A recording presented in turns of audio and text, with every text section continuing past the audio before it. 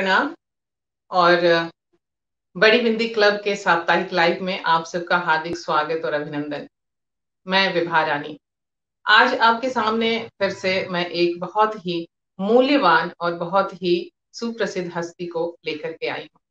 मैं इनके बारे में आपको बताऊंगी। इसके पहले मैं आपको बता दूं कि आज बहुत ही महत्वपूर्ण दिवस है, दो कारणों से। एक तो ये कि आज बड़ी बिंदी साप्ताहिक लाइव का हम 51वां एपिसोड कर रहे हैं, 51st एपिसोड। और दूसरे, आज मातृ दिवस है, मदर्स डे है। तो मदर्स डे की महत्ता हम स्त्रियों से बढ़कर और कौन समझ सकता है। और 51 नंबर बहुत शुभ होता है, तो शुभ नंबर पे शुभ व्यक्ति का आना हमारे लिए, आपके लिए भी उतना ही शुभ है।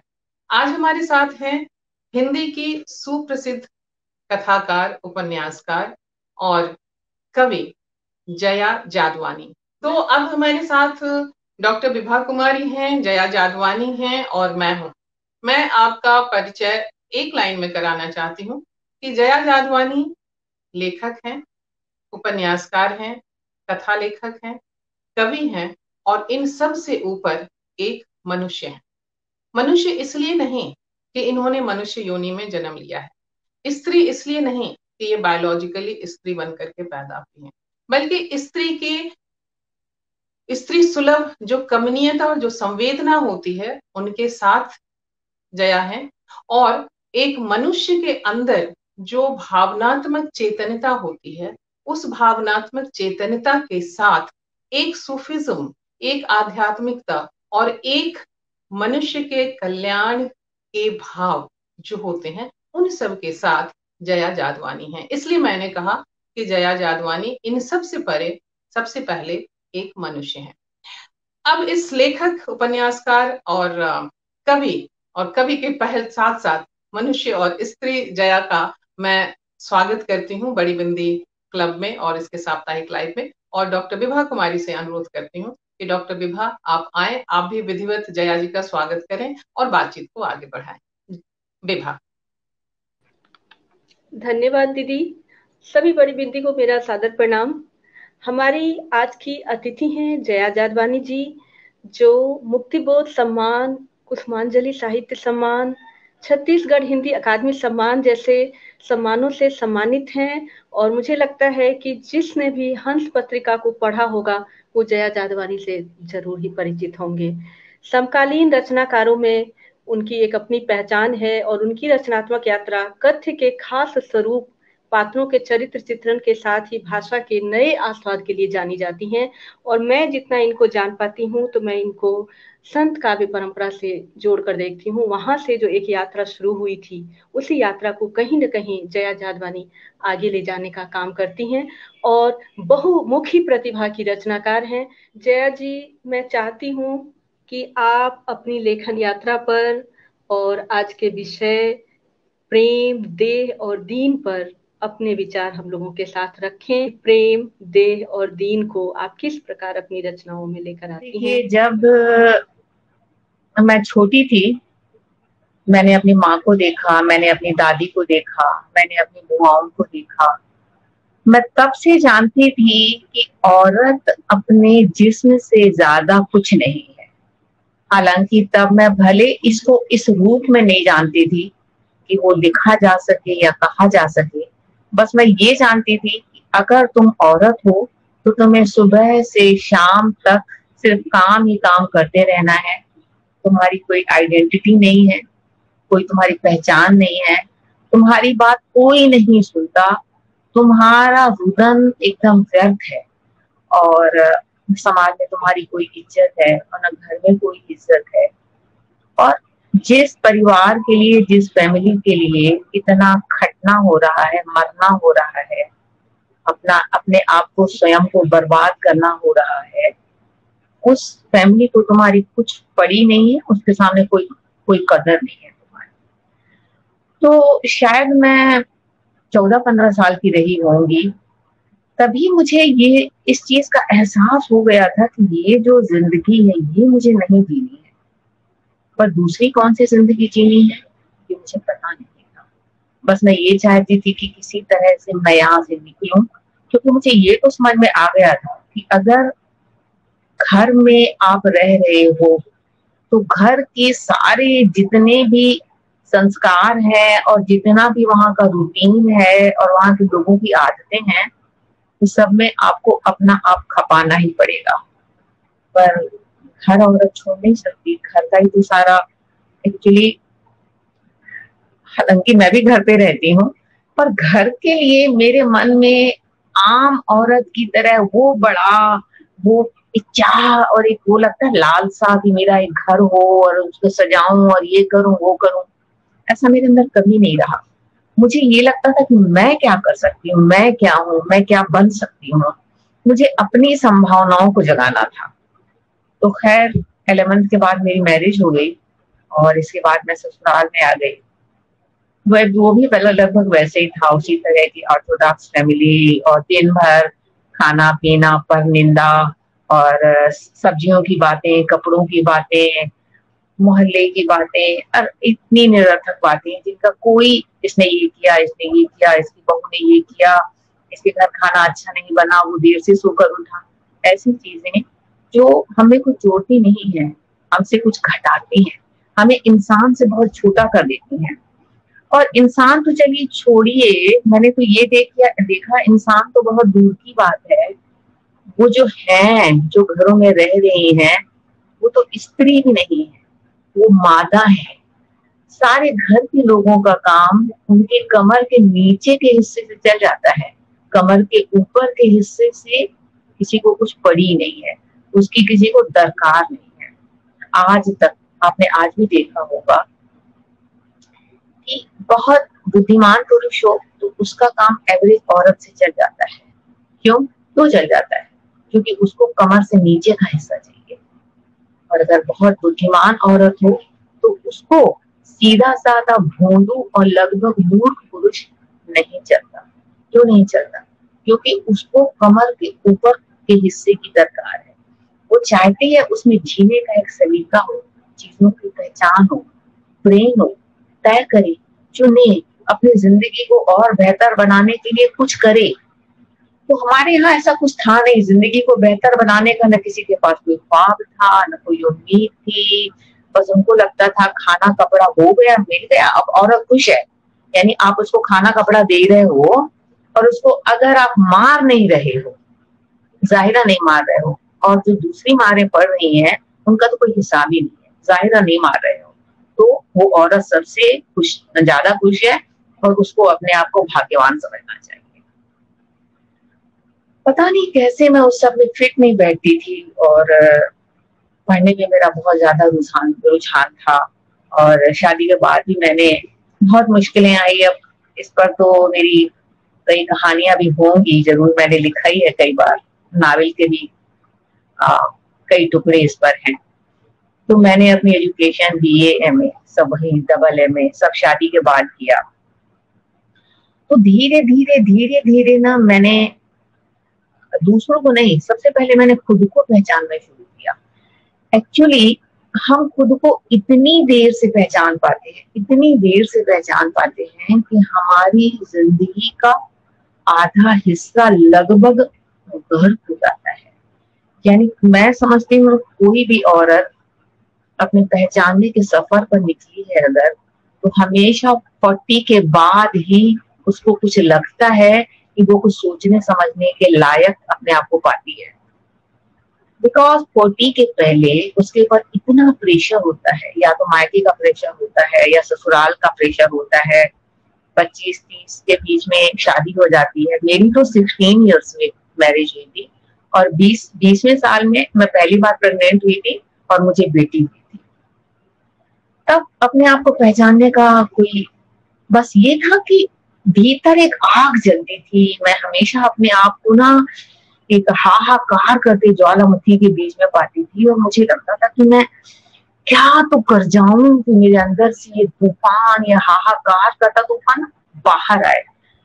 कभी कभी ट्रेन आती थी ना तो मेरे को लगता था कि मैं छलांग लगा दूं पटरियों के सामने, जैसे ये ट्रेन ना मेरे चीथड़े उड़ा के चली जाए। या कभी ट्रक आता था सड़क पर, मेरे को लगता था कि मैं इसके सामने कूद जाऊं, चलती हुई कार के सामने कूद जाऊं। मेरी बेचैनी का तो मैं बता नहीं सकती। मुझे ऐसा लगता है कि मैं कितनी भी तरीके से बताने की कोशिश करूंगी, मैं एग्जैक्ट नहीं बता पाऊंगी। और हम लोगों की, हम लिखने वालों की या हम ज्यादा संवेदनशील लोगों की ये मजबूरी भी होती है कि हम जो जितनी बार भी कहते हैं, हमको लगता है कि उस तरह से नहीं कह पाए जिस तरह से कहना चाहते हैं। तो वो जर्नी तो हुई, मेरी शुरू हो गई थी। पढ़ने के साथ साथ मेरी समझ बढ़ती गई, एक अपने आप को खोजने का मैंने सिलसिला शुरू किया। और धीरे धीरे मैंने जाना कि हम जो आम जीवन में जिसे प्रेम समझते हैं, ये प्रेम नहीं है, ये सुविधा है और ये जिस्मों का लेन देन है। हमारे यहाँ शादी में कहाँ प्रेम प्रेम होता है, बहुत कम होता है ना। जिसे औरतें प्रेम समझती हैं वो एक्चुअली में प्रेम नहीं होता, सुविधाएं होती हैं और एक साथ रहने का एक साझा स्वप्न होता है, क्योंकि अब साथ में बच्चे भी हैं। तो पता नहीं कैसे हो सकता है ये एलिमेंट मेरे भीतर ही हो कि मैं प्रेम की तलाश मेरे अंदर बहुत शिद्दत से होने लगी। और एक ये भी चीज है कि जो चीज आपको कभी मिलती नहीं है, उस चीज की तलाश आप और ज्यादा शिद्दत से करते हो। और धीरे धीरे जब मैंने साइकोलॉजी में एमए किया, तब उसी दौरान मैंने भारतीय इंडियन फिलॉसफी और ग्रीक फिलॉसफी और वेस्टर्न फिलॉसफी और वेद और उपनिषद सारी जितने भी हैं ओशो को पढ़ा, जी कृष्णमूर्ति और जितने भी फिलॉसफर उस समय अवेलेबल थे सबको पढ़ा। उसी समय मेरे अंदर ये एक आध्यात्मिक प्यास, क्योंकि आप ये भी नहीं कह सकते कि उसी समय जगी, क्योंकि ये एलिमेंट आपके भीतर रहता है, पर वो होता है ना, एक वक्त होता है और वो आपके भीतर से प्रकट हो जाता है।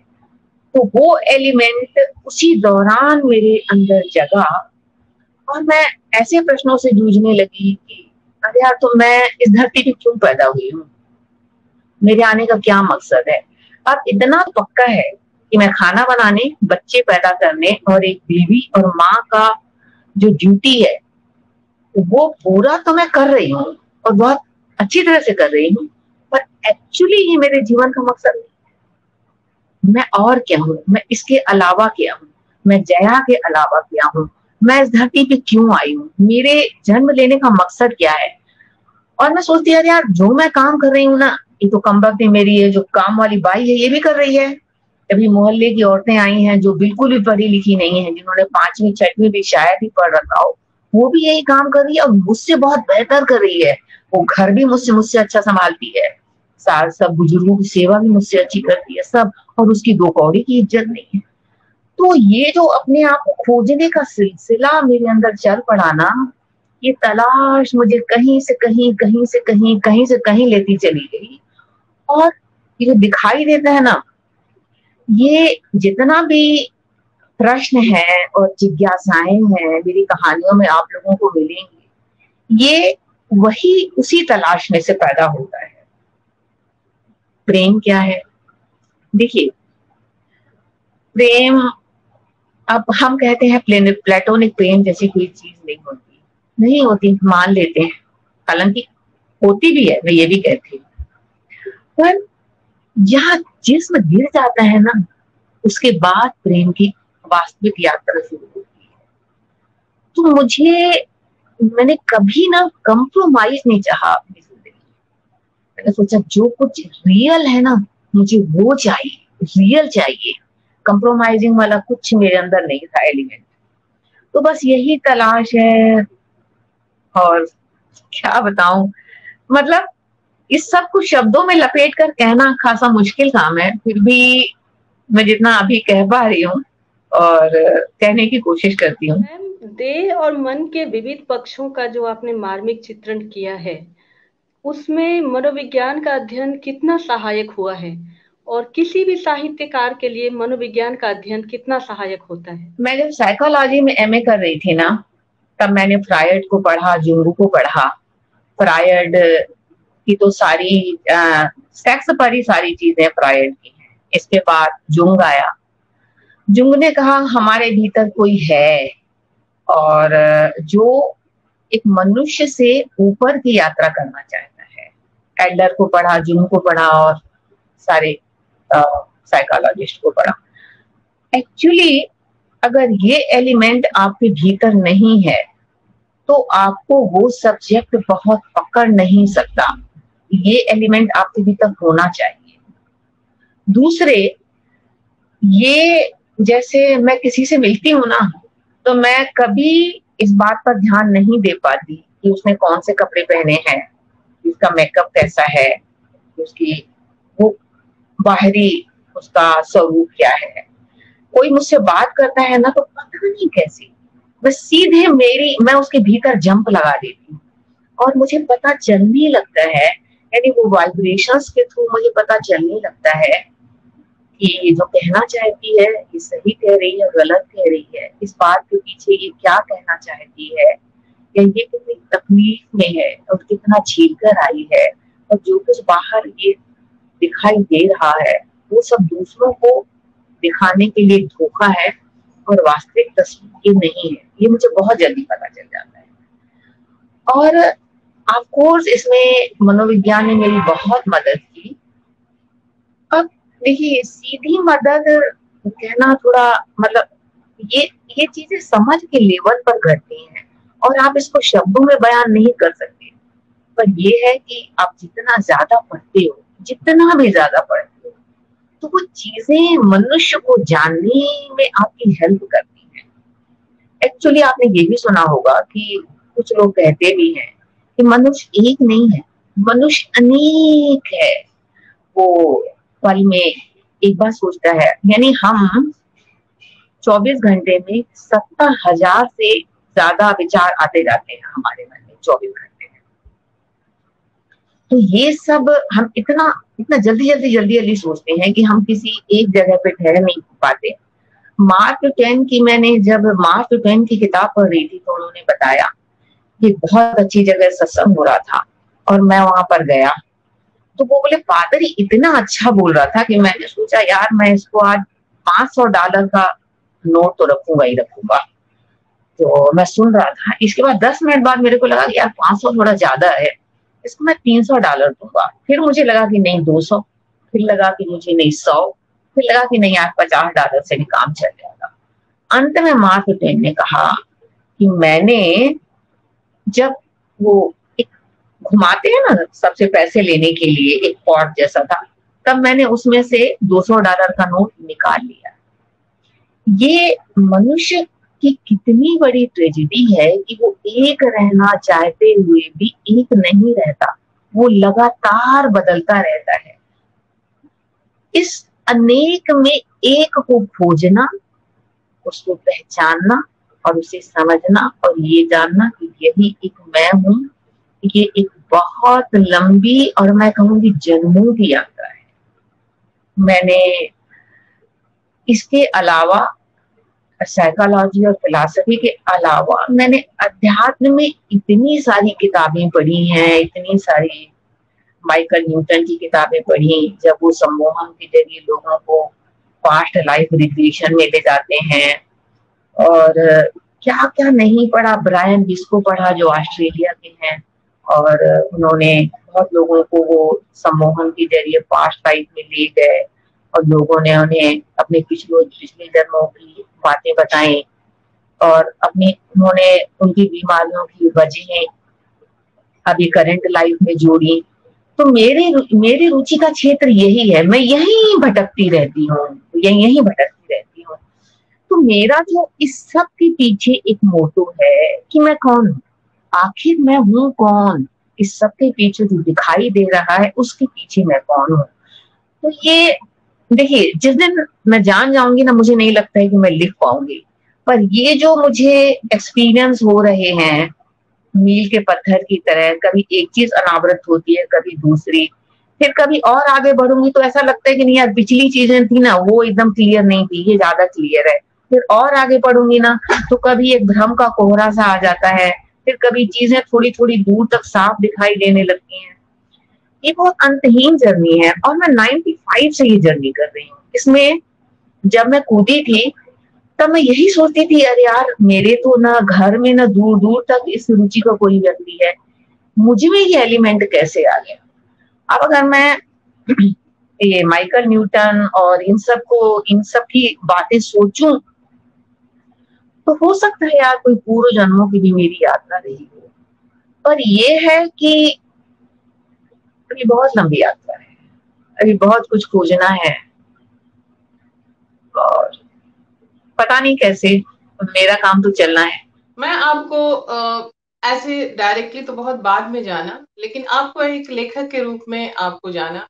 सबसे ज्यादा आपको हंस में हमने पढ़ा, और हंस में मैं आपकी कहानी टाइटल जो इंडेक्स होता था, इंडेक्स में आपका नाम पढ़ करके मैं सबसे पहले वो पन्ना खोलती थी और उसमें आपका नाम देखती थी, और उसमें आपकी तस्वीर, एक छोटी सी तस्वीर, जो हंस का अपना एक उसकी शैली थी परिचय देने की, तस्वीर और आपका परिचय होता था। और मैं उस तस्वीर को बड़े मोहक तरीके से देखती थी। आपने कहा कि मैं किसी को नहीं देखती हूँ कि वो क्या दिख रहा है, कैसे दिख रहा है, लेकिन मैं देखती हूँ। मैं देखती थी और मैं देखती थी कि इतनी खूबसूरत महिला और इतनी खूबसूरत कहानी लिख रही है। मैं इस बात पर आती हूँ कि आमतौर पर हम महिलाओं के साथ ये इल्जाम लगता है, कोई भी महिला चाहे वो जिस भी रूप रंग की हो, अगर वो कुछ आगे बढ़ती हैं तो उनके ऊपर यह इल्जाम लगता है कि इसने अपने वुमेनहुड को कैश किया होगा, एनकैश किया होगा। आप तो जाहिर है कि माशाल्लाह आपको जितनी अच्छी आपको ये मेधा मिली है, उतनी ही अच्छी आपको खूबसूरती मिली है। क्या आपके सामने भी इस तरह की कोई समस्या या इस तरह की स्थिति आई?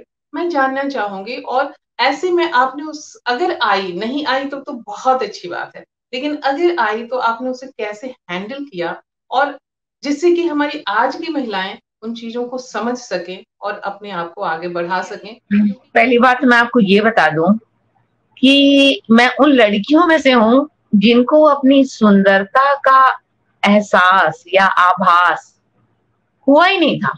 मुझे किसी ने कहा ही नहीं बचपन में कि तुम बहुत सुंदर हो। और हम लोग अगर कुछ उस समय कुछ बिंदी बिंदी लगा लेते थे या कुछ अच्छी चोटी वोटी, बाल तो मैंने बाद में कटवाए, कुछ कर लेते थे तो मेरे पिताजी बोलते थे, या मुझे रिंग पहनने का बहुत शौक होता था तो मैं रिंग पहनती थी, तो मेरे पिताजी कहते थे ये सब करने की तुमको क्या जरूरत है, ईश्वर तुमको बना के भेजा है, कंप्लीट बना के भेजा है, तुमको बाहर से कुछ करने की जरूरत नहीं है। तो सजने संवरने में मेरी दिलचस्पी कभी नहीं रही, पता नहीं क्यों। न मैंने कभी लिपस्टिक लगाई, न बिंदी लगाई, मैं पाउडर तक नहीं लगाती। मेरे मेकअप बॉक्स में ऐसी कोई चीज है आपको कभी कुछ नहीं मिलेगा, मैंने कभी ये सब खरीदा तक नहीं। मेरे गहने सारे पड़े हैं पर मेरे किसी काम के नहीं है, मैं कभी नहीं पहनती। तो ये समस्या तो गाहे बगाए जैसे मेरी कहानियां हंस में आने लगी थी तो लोग मुझे ऐसा कहा करते थे, मतलब मैं, देखिए तब मेरे घर में इतनी पाबंदियां थी कि ना मैं कहीं बाहर जा सकती थी, ना कोई मेरे से घर पे मिलने आ सकता था। और अगर कोई भूले भटके मेरी कहानी वहानी पढ़ के मिलने आ जाता था तो मेरे घर के बड़े बुजुर्ग ना मुझसे पहले आकर ड्राइंग रूम में बैठ जाते थे और उठते नहीं थे जब तक वो उठ के बेचारा चला नहीं जाता था। और हमारे बीच में ऐसी बात होती है, जया जी नमस्ते, आप कैसी हैं, आपकी कहानी बहुत अच्छी लगी। तो मेरा दिल धड़कता रहता था कि अभी तू जा बेटा, अभी पीछे मेरे को गाली पड़ेगी, वो तो मैं अकेले झेलूंगी। तो घर वाले बहुत खिलाफ थे इसके, तो मैं अपनी जान बचा के किसी तरह लिख रही थी, क्योंकि जब तक आपको अपने होने का पता नहीं चलता ना तो वो विद्रोह नहीं पैदा होता, यानी होता भी है ना तो वो दबी दबी सी आग भीतर होती है, आप डर के मारे उसको निकाल नहीं पाते। और बहुत पहले की बात है, तब मुझ में इतनी अवेयरनेस नहीं आई थी जितनी आज है। तो इसके बाद मैंने ये सब भी पढ़ा, देखती रही कि लोग कहते हैं हाँ सुंदर लड़कियों को तो कुछ करने की जरूरत नहीं पड़ती, और लोग लड़की के नाम से कहानियां भेज देते हैं, उनकी कहानियां छप जाती, लोगों को ये भी पढ़ती थी। मैंने राजेंद्र यादव के पास 10 कहानियां भेजी तो उन्होंने बिल्कुल तवज्जो नहीं दी, और मैंने यही कहानी लड़की के नाम से भेजी 11वीं बार और देखो हंस में छप गई। इसमें पढ़ती रहती थी, पर मुझे लिटरली इतनी फुर्सत नहीं होती थी क्योंकि मैं रात को 2-3 बजे किसी तरह से अपने लिए टाइम निकाल के थोड़ा बहुत कर पाती थी, क्योंकि दिन में तो उतना वक्त ही नहीं होता था करने का। तो ये सब चीजें मेरे पास भी, मेरे लिए भी आई, पर मैं बहुत जवाब देने में भरोसा नहीं करती विभा। मुझे लगता है कि एक दिन हमारा काम ही हमारा जवाब बनेगा। जैसे एक बार राजेंद्र यादव आए थे रायपुर और उनसे मेरी मुलाकात हुई, तो वो बोल रहे थे कि मेरी काकरोच कहानी आई थी और काकरोच कहानी ने बड़ा हंगामा मचाया था उस वक्त। हालांकि उसमें कुछ खास नहीं था, मैं आज भी देखती हूँ, पर पता नहीं लोग, एक बात बताऊं, जिस्म की बात करूं ना तो लोग पता नहीं क्यों उत्तेजित हो जाते हैं, और जब मैं आत्मा की बात करती हूँ तो किसी को कुछ नहीं होता। अरे यार, तुम कहाँ अटके हो? कब तक यही सब करते रहोगे? थोड़ा ऊपर उठो यार। जिसमें के ये तो एक छोटा सा टूल है यार, बहुत छोटा सा टूल है, थोड़ा ऊपर तो जाओ, इसके देखो तो क्या क्या है। तो मुझे आज भी उसमें कुछ लगता नहीं, पर बड़ा हंगामा मचा था। और इसके बाद राजेंद्र यादव रायपुर आए थे, मेरी उनसे मुलाकात की, तो बोले आजकल क्या लिख रही हो? मैंने कहा कि सर ये मैं साइकोलॉजी में एमए किया और मैं पीएचडी करना चाहती हूँ। बोले अरे बेकार की बात मत करो, पीएचडी तुम क्यों करोगी? तुम लिखो, तुम अच्छा लिख सकती हो, लोग तुम्हारे ऊपर पीएचडी करेंगे। मैं उसको बहुत सम्मोहित सी सुना करती थी उनको। बोले तुमने गीतांजलि श्री को पढ़ा है? मैं बोली नहीं सर, मैंने नहीं पढ़ा है। तो बोले उनको पढ़ो, वो बहुत खूबसूरत है। मैं बोली यार ये क्या बात हुई, उनको पढ़ो, वो बहुत खूबसूरत है। उन्होंने ये नहीं कहा ये बहुत खूबसूरत लिखती है, उन्होंने कहा ये बहुत खूबसूरत है। तो ये सब चीजें मेरे साथ होती रहती थी। पर कभी विभा मेरी जिंदगी इतनी मुश्किलों से गुजर रही थी कि मैं खुल के आने का मेरे पास टाइम नहीं था। मेरे 3 छोटे छोटे बच्चे थे, जॉइंट फैमिली में रहती थी और बहुत किस्म के स्ट्रगल कर रही थी। और मेरे सर पर न सिर्फ मेरे सास ससुर का कमांड होता था, मेरे ससुर 7 भाई होते थे और 7 का कमांड था, और 7 सास और 7 ससुर।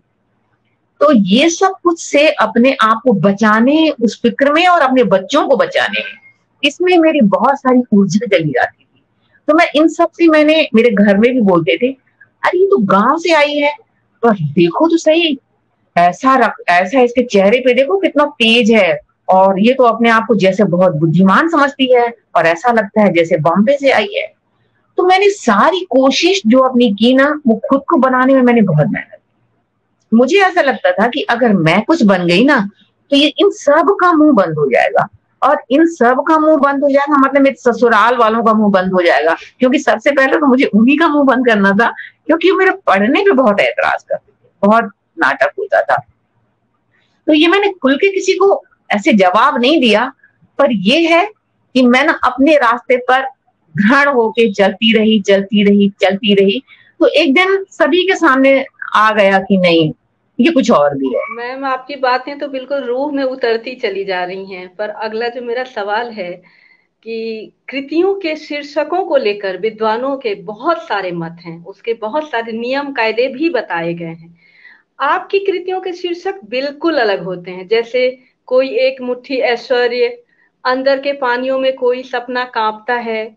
ये इतने अलग शीर्षक आप कैसे सोच पाते हैं? देखिए ये कुछ हो जाता है, मैं जब भी कुछ लिखने की कोशिश करती हूँ ना, तो मैं सोचती हूँ नया क्या।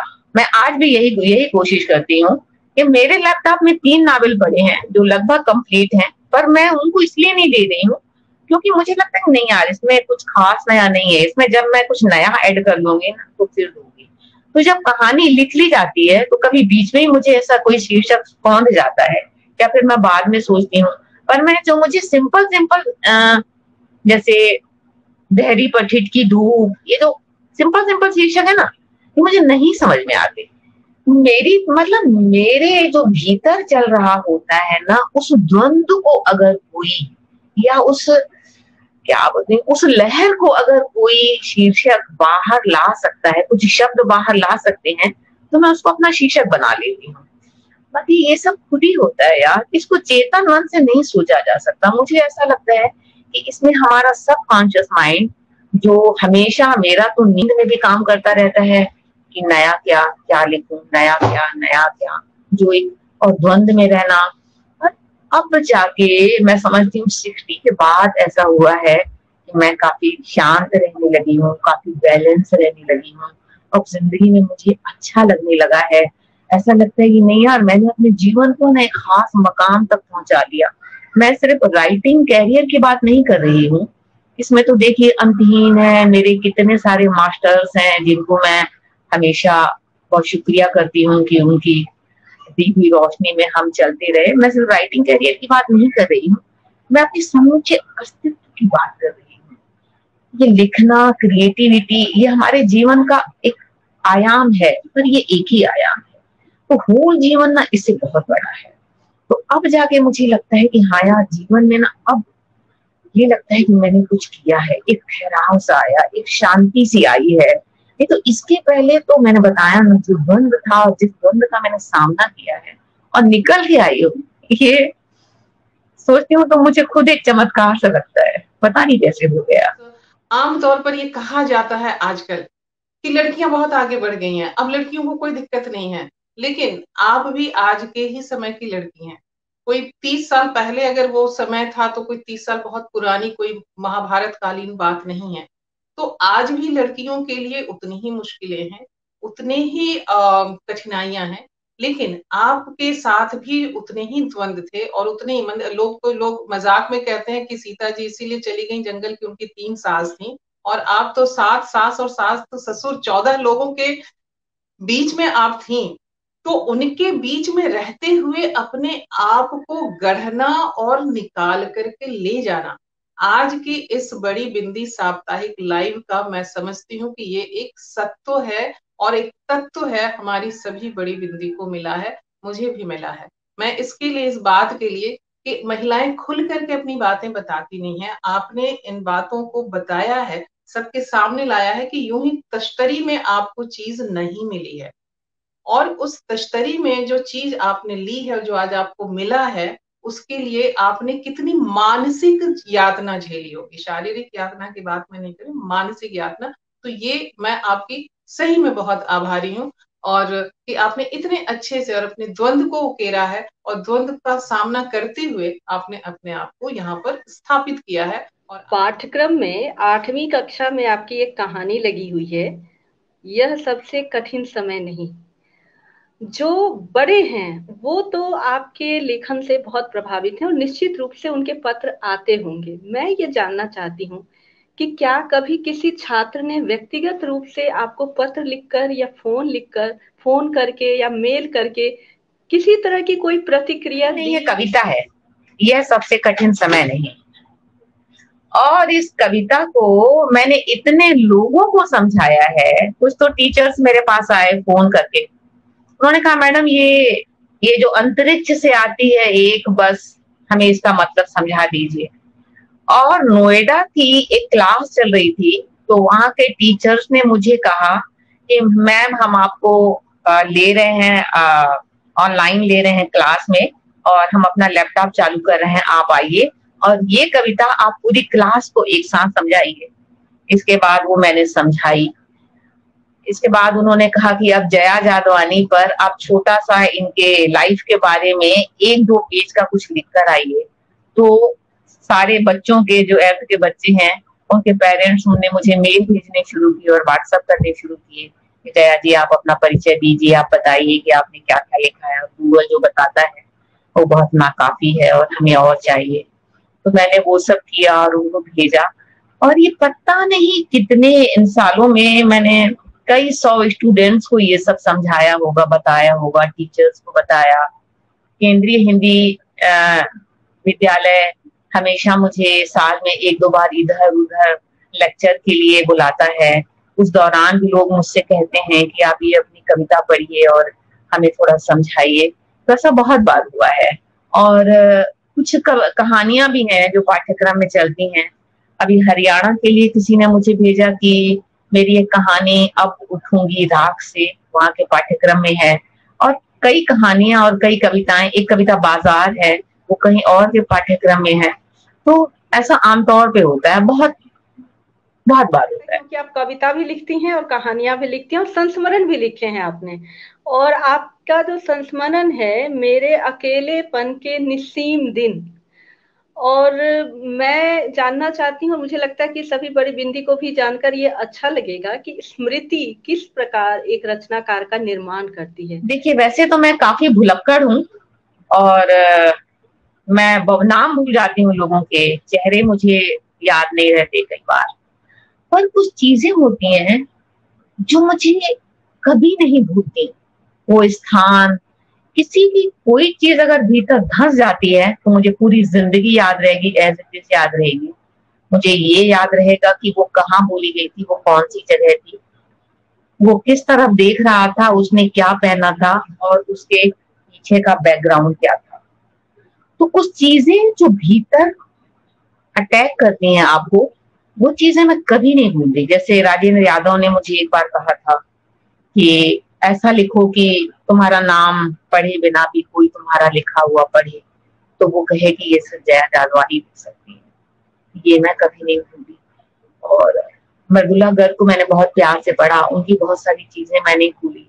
अमृता प्रीतम को बहुत सारे कोटेशन मुझे ऐसे ऐसे याद है, आप मुझसे 10-12 कोटेशन ऐसे ही बोलेंगे तो मैं पढ़ लूंगी। तो ये सब चीजें जो भीतर घुस जाती हैं वो मैं कभी नहीं भूलती। और जो पानी सर से ऊपर से गुजर जाता है ना, मैं पानी के गुजरते ही भूल जाती हूँ। तो देखिए, स्मृति की भूमिका तो है, पर इसको आप चेतन मन से तय नहीं कर सकते। स्मृति में भी ये कैसे कैसे रोल निभाती है, ये सब कॉन्शियस लेवल पर ही तय होता है।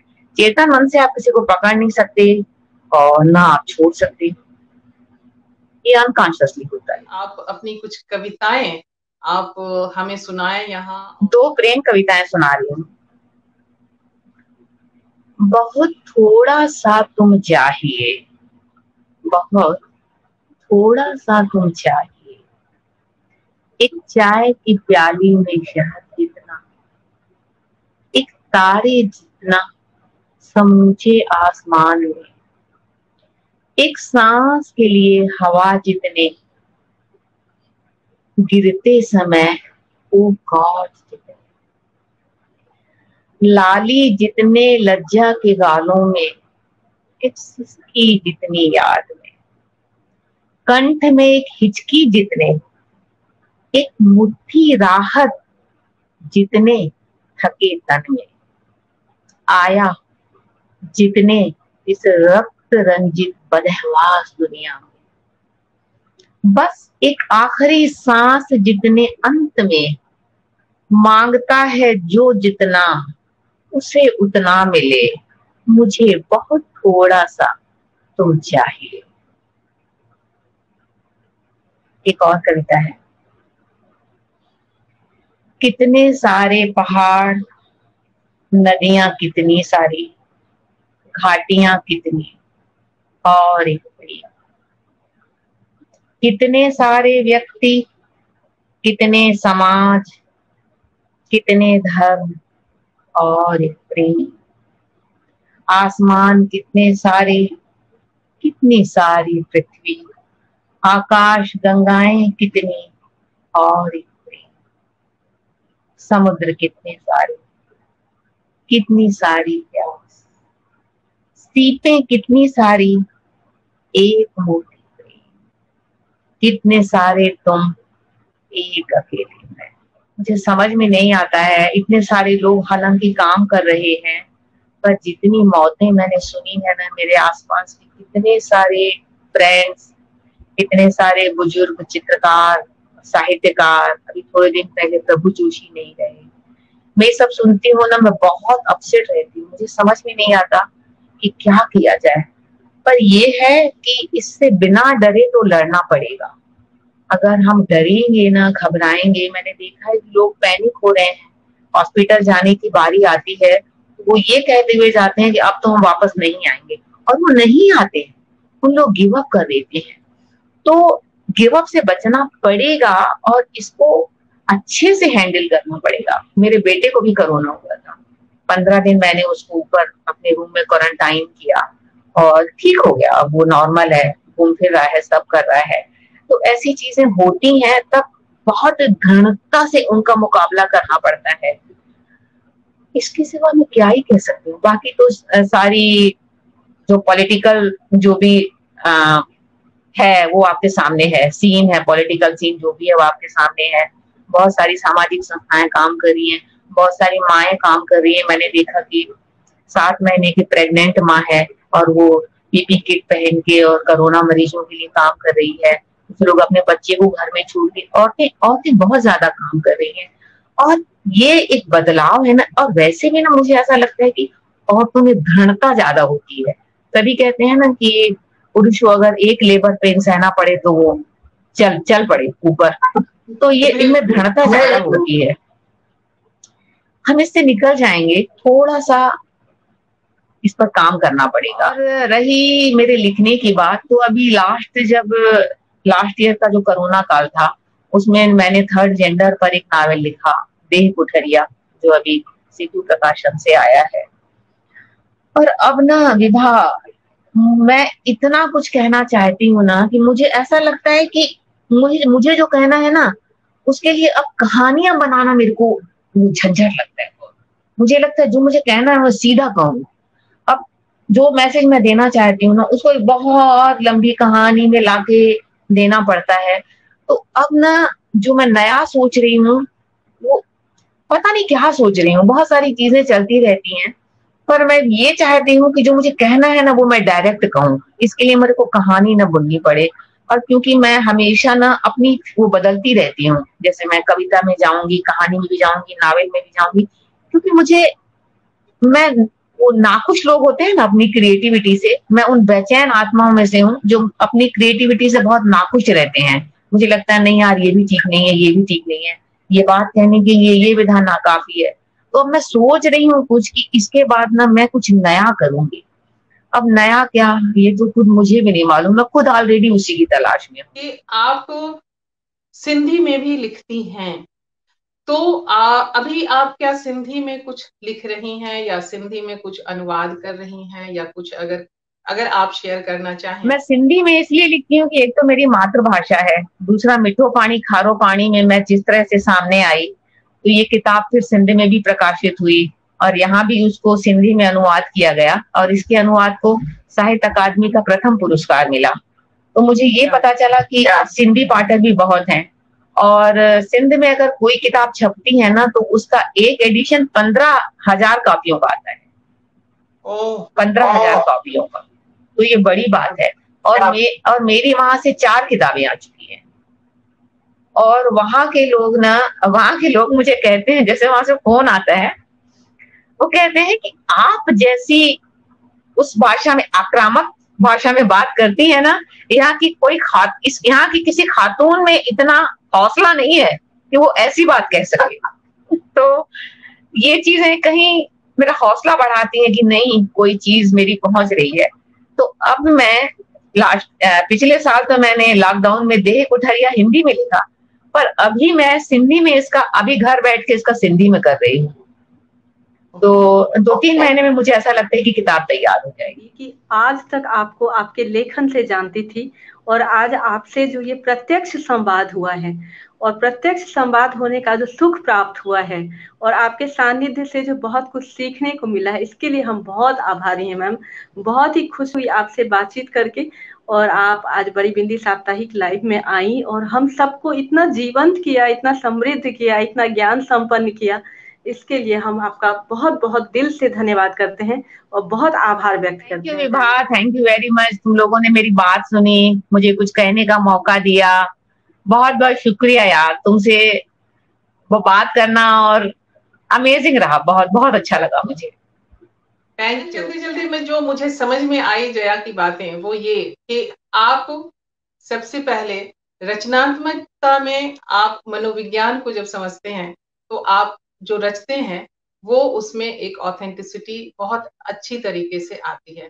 नंबर 2 कि आपके अपने जीवन के जो द्वंद्व हैं और जो जीवन के संघर्ष हैं, उन संघर्षों को जब आप लोगों के सामने, एक तो आप उसे झेलते हैं और झेल करके और उससे उस आग में तप करके आप सोना और कुंदन बन के निकलते हैं, जो जया निकली। और जया की रचनाएं, कविता हो, कहानी हो, संस्मरण हो और कविताएं हो, ये सारी चीजें अपने आप में एक बहुमूल्य दर्जा पाती हैं। जो चौथी चीज मैंने जया से सीखी और जो जानी, कि जया ने कहा कि मेरी मातृभाषा सिंधी है और मातृभाषा के भी पाठक बहुत हैं। हम दोनों की, मेरी और विभा दोनों की मातृभाषा मैथिली है और हम दोनों ही मैथिली में भी उतने ही शिद्दत से रचनारत हैं। तो ये आपकी यह बात हमारे लिए भी एक संजीवनी की तरह है और एक ताकत की तरह है कि हम अपनी मातृभाषा के महत्व को भी पहचाने और उसके भी पाठक हैं उन्हें भी हम कंटेंट और कलेवर दें। लेकिन बहुत अच्छा लगा आपसे मिलकर के और आपकी बातें सुन करके, और आप में जो जो आपने कहा कि आपके सिंधी के लोगों ने कहा कि जो आग है, बेसिकली महिलाओं में वो आग होनी चाहिए, हो कहीं भी आग तो वो आग जलनी चाहिए। तो हम महिलाएं अगर उस आग को लेकर के आगे बढ़ेंगी, चलेंगी, तो ये चाहे ये पेंडेमिक का संकट हो, और अब आपने बहुत सही कहा है कि न जाने कितनी महिलाएं इसमें लगातार काम कर रही हैं, वॉलंटियरिज्म कर रही हैं, निस्वार्थ भाव से काम कर रही हैं। हम भी एक इसी आग में जल रहे हैं कि लोगों के मन में जो एक अवसाद घर करता जा रहा है, जिसकी तरफ आपने इशारा किया है, वो उस अवसाद से हम लोगों को कैसे खींच करके बाहर लेकर के आए, किस सकारात्मक तरीके से। और इसी के क्रम में हम लगातार इस तरह के आयोजन करते जा रहे हैं, और मुझे मालूम है कि आप जैसी हस्तियां जब आती हैं तो हमारा और हम सभी का बल और भी दुगुना चौगुना हो जाता है। आपका बहुत बहुत धन्यवाद, और सभी बड़ी बिंदियों का यहाँ बहुत बहुत धन्यवाद। और जो भी अभी देख रहे हैं, इसके बाद भी देखेंगे, और इसे हम जब दूसरी जगहों पर भी हमने शेयर किया है, वहां पर भी सारे लोग इसे देखेंगे। आप सबके मन में जो भी प्रश्न हो, जो भी सवाल हो, आप सब यहाँ भी जया जी के लिए छोड़ सकते हैं। हम वो सवाल जया जी को भी पहुंचा देंगे, या जवाब जया जी खुद भी इन्हें देख करके चाहेंगी तो अपने जवाब दे सकेंगे। अगले हफ्ते हम फिर आपके साथ मिलेंगे किसी और विषय के, किसी और व्यक्तित्व के साथ, और उनके साथ आपकी बातचीत हम साझा करेंगे, शेयर करेंगे। तब तक के लिए आप सब अपना ख्याल रखिएगा। बहुत संकट का समय है, अपनी हिम्मत और अपने साहस और अपनी सकारात्मकता बनाए रखिएगा। चलते चलते एक बात और, कि हमारी बड़ी बिंदी का कोई आधार नहीं है, आप सबके सहयोग के बल पर चलता है। और अगर आपको लगता है कि आप इस तरह से किसी भी तरह से कोई सपोर्ट करना चाहते हैं, तो बाय मी अ कॉफी एक ऐप है जिसका लिंक मैं यहाँ कमेंट बॉक्स में डाल दूंगी। आप चाहें तो हमारे लिए एक कॉफी, कम से कम एक कॉफी, ज्यादा से ज्यादा जितनी कॉफी आप चाहें ले सकते हैं। तो चलिए इन्हीं एक बात पर, इसी बात के साथ साथ हम जया से और विभा से और आप सब से यहाँ से फिलहाल अगले हफ्ते तक के लिए एक विराम लेते हैं, और अगले हफ्ते फिर हम आप सबके साथ मिलेंगे, उपस्थित होंगे फिर किसी नए व्यक्तित्व के साथ और बातें करेंगे। तब तक के लिए हमारे साथ बने रहें। नमस्कार, धन्यवाद। जया जी फिर से आपका बहुत बहुत धन्यवाद। विभाग तुम्हारा भी बहुत बहुत धन्यवाद, प्यार और आपका आभार। बहुत बहुत धन्यवाद जया मैम, आपका भी धन्यवाद, और सभी बड़ी बिंदियों का बहुत बहुत धन्यवाद।